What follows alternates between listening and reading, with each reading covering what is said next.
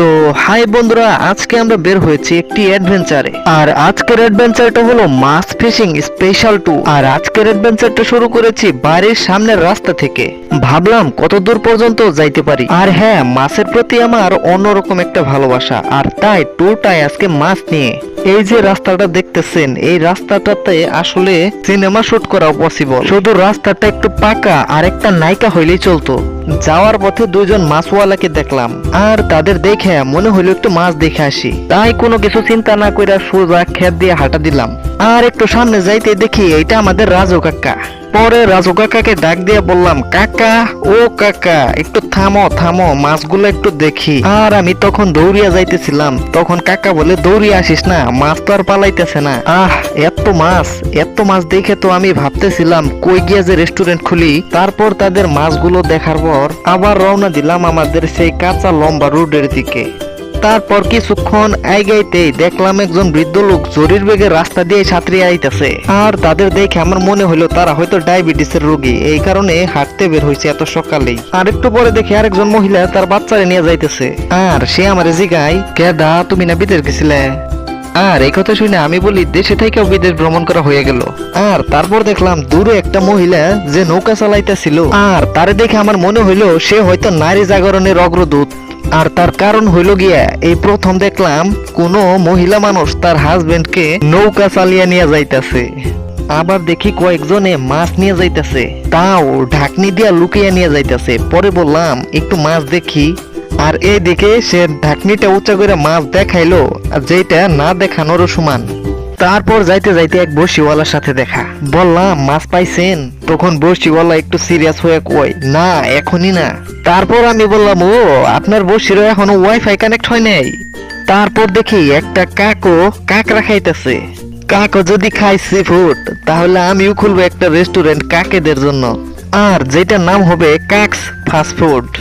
তারপর আরেকটা বেডি মানুষকে হাইটা যাইতে দেখে আমার মনে হইলো কেউ জগিং করতেছে, আবার কেউ নৌকার উপরে রোমান্স করতেছে। তারপর দেখি একটা এন্দুর, আর যে কিনা আমাকে দেখেও একদম চুপ মেরে দাঁড়িয়ে আছে, একটু ভয় পায় না। আর ওই এন্দুরটারে দেখে আমার মনে হইলো এটা হয়তো ডোনাল্ড ট্রাম্পের নাতি। তারপর ওই এন্দুরকে দেখে বললাম ব্রুম। আর তারপর সে আমার এই শব্দ শুনে তারপর পালিয়ে যাইতে থাকে।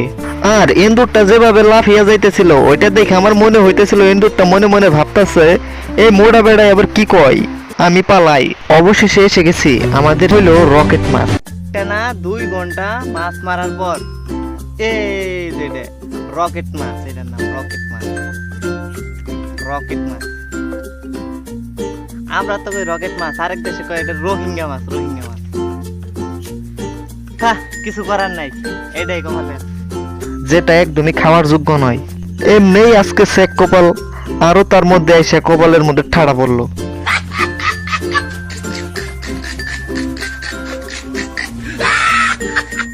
তারপর ভাবলাম এই মাছটা দিয়ে আর কি হবে, চলো ভাই আমরা মাছটা পানিতে ছেড়েই দেই।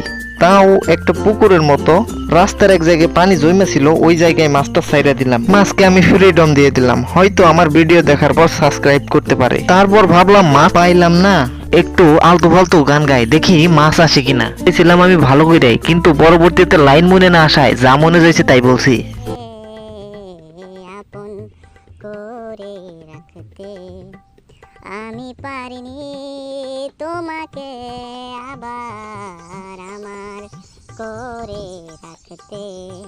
ও আমি পারিনি, তুমি বলনি, আমি স্বপ্নতে কেন আসিনি।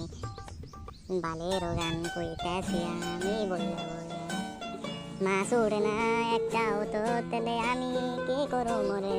তাইতে চুপ করে বয়া বয়া হুদাই গান কইতেছি। আহা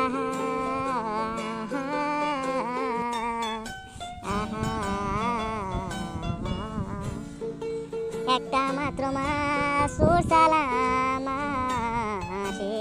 জানে,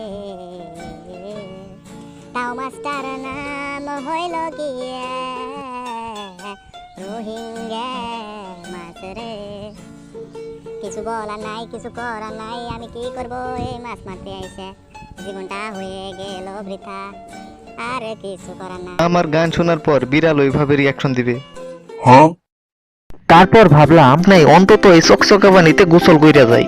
আর তাই যেমন ভাবা তেমন কাজ, তাই আমি লুঙ্গিটা পইরা পানিতে এমন একটা লাফ দিলাম, আর আমার লাফ দেওয়ার সিস্টেম দেখে পাশ দিয়ে গরু নিয়ে যাওয়া কাকুটাও হাইসা দিল। তারপর হাতে ভিজা জামা কাপড় নিয়ে আবার রওনা দিলাম বাড়ির দিকে। যাওয়ার পথে দেখি আবার সেই বসিওয়ালা, তার সাথে আরো 3-4 জন যোগ দিছে। আর দেখলাম তাদের মাছ তারা 2-1টা করে সবাই পুঁটি ধরছে। তারপর আবার বাড়ির উদ্দেশ্যে রওনা দিলাম। সো এখানে আমার ভিডিওটি শেষ। সো এই ছিল আজকের ভিডিও। আর ভিডিওটি ভালো লাগলে অবশ্যই লাইক, কমেন্ট আর সাবস্ক্রাইব করবেন।